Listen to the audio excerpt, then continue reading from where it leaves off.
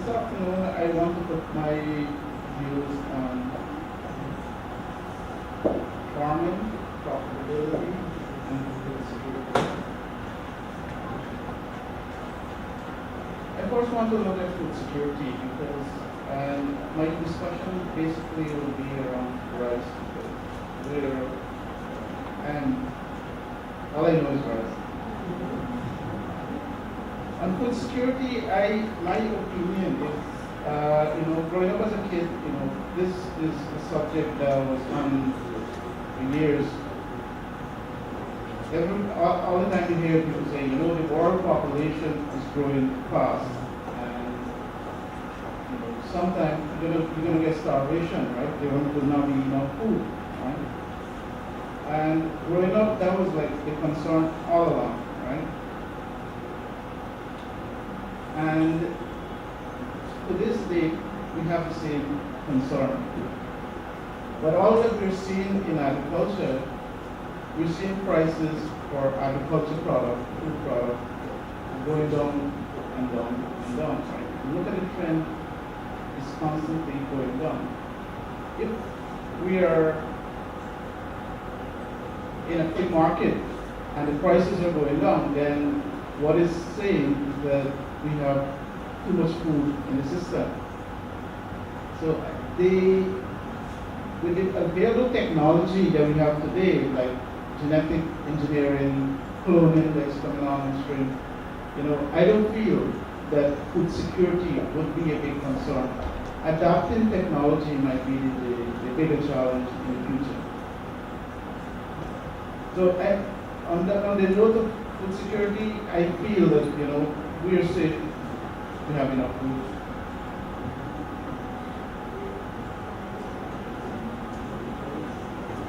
On profitability though, right? In rice, we have seen a lot of challenges in recent years. I was at a rice convention in Mexico, and one of the presenters at the convention made some references, right? And looking up those data, it is pretty accurate. What are you saying? That the price of food in the world follows the price of fuel. Whenever there's cheap fuel, there's cheap food. Whenever there's expensive fuel, there's expensive food. After 2009, when there's that big spike in the price of fuel and food, the world capacity over the past 5 years to produce fuel actually doubled. So there is no, in the foreseeable future, there is no reason for the price of fuel to go up again. So if the price of fuel cannot go up, then obviously the price of food is still low. So that leaves us with a lot of challenges in agriculture because we have low prices in our world market.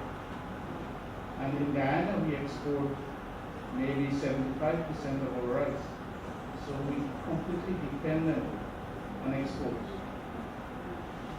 If we are faced with low prices, how can we survive as an industry? What we do in Nand company, we try to do value added, and we try to focus on maybe the middle income, the high income, try to capture that niche in every market that we go in. How we do this? We try to do packaging, branding. We try to produce rice that people eat in that level or that band of the market, like parboiled rice. Now we're getting into the aromatic rice. So with these, what we're doing, we're trying to target people who afford to pay better prices. If we can earn better prices, then obviously we pass it on to the farmer, and that can keep the industry going.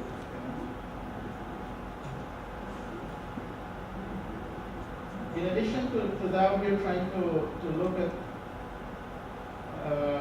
earning more income from, say, rice bran.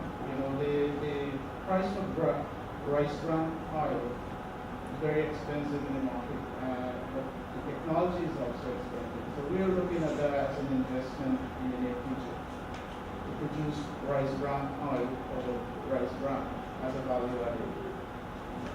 There's still the opportunity to do with rice husk to produce electricity power to run the facility. So with these here, I think as a miller, we can be competitive, we can survive the challenges that face rice and the world market. But we're left with the big question, how can the farmer survive it? And that is the big challenge that face our industry. And that this challenge needs the input of everyone. What we do to help, and there's only so much we can do, right? We help to finance farmers. We provide fertilizer to farmers and they pay when they harvest their paddy.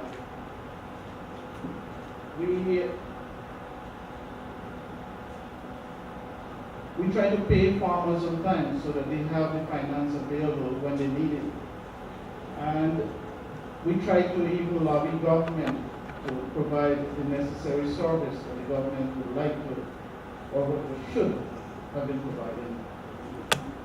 So from our standpoint, I think we are doing a lot to make sure that the industry survives and our business survives as well, because it's totally dependent on the farmer. The government has a role in making the industry survive, because they control certain parts of the services. And these services are irrigation, the drainage, and access roads and dams. Over the years, those services were poorly managed, and it is getting better. We're working with government, and sometimes you have to work even with the opposition to get this happen because of regional management. But we're doing our best to assist so that we can have a more efficient government service.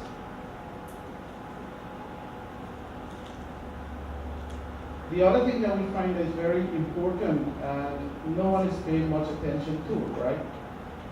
Over the past years, we find that the smaller farmers, they're dying off. And it's because they can't stay competitive. It is not good, but it is happening, right? And what we find over the years that the acreage of a farmer goes up. A small farmer can only survive to take care of his family with maybe 50 acres of rice land, where it used to be like 10 or 15, Today it is about 50 plus acres. So with this in mind, right, you have large farmers that are going like 1,000 plus acres. So the industry need to be more modernized and mechanized. And we're trying to push for mechanization by using aircraft to spray, fertilize, and sow the fields, right? And the reason why we are pushing this so much is because we have such large acreage in this region, but our labor force is getting less because of multiple reasons. And I think the US visa is one of the things that's severely impacting Region 6. So I feel with mechanization, it brings down the cost of production and it can make farmer profitable. It impacts in a very big way. And I'm not sure if the government is seeing it, but we saw it and we actually invested in it. But we need support from government to make, certain decisions.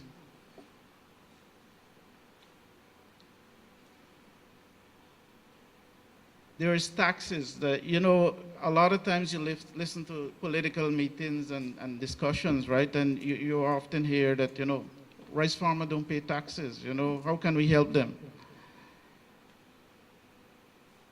But, I came back the other day from the US. You can go and buy a gallon of diesel for $2. In Guyana, a gallon of diesel is 800 plus, close to $900 per gallon. That means that we have close to 100% tax on the diesel. The rice industry is the largest consumer of diesel in this country. And if it's taxed to that level, right, then we are making our farmers uncompetitive. It is not healthy for our farming industry, especially when we are in this crisis.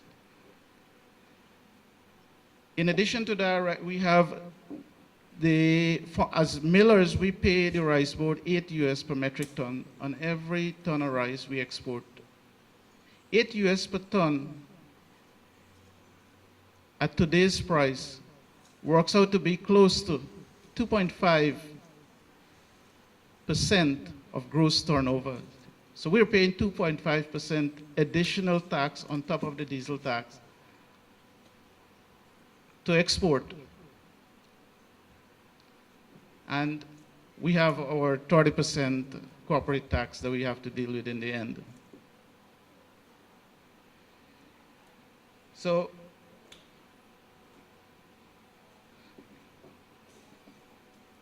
we are doing all this, and at the same time, we are competing in some of the markets with the US. US farmers are receiving approximately today is in the vicinity of 50% subsidy. So we are competing with all these taxes against US farmers that are receiving 50% subsidy. Markets like Haiti, we're competing head on with the US.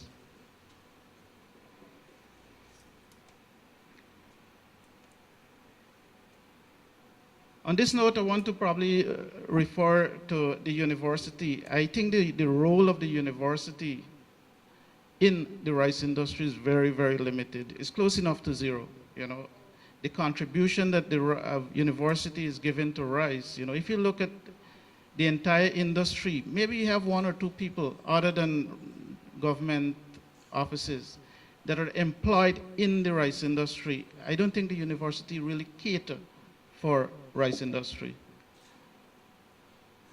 And I think the university really need to rethink its position, right? And understand that this is one of the most profitable industry we have in the country. And there's so much vacancy in the rice industry. As the industry grows to become a mechanized industry, we have vacancies for, you know, plant husbandry. You know, every 500 acres, you need one person to take care of it, right? And if we take care of it scientifically, definitely we can push yields up. I was looking the other day at a IDB report that came, it is a 2016 report, and it says that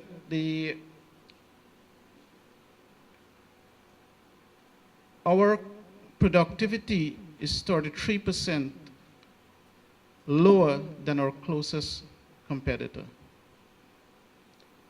which means that our production is way back. If we can match that production, then farmers can become profitable because they have an additional 33% as profit. So I noticed that, you know, my time is running out. I would like to say that, you know, we would like the university to be more actively involved in rice and see whatever courses they can offer to the general public so that we can push the profitability in our rice industry forward. Thank you very much.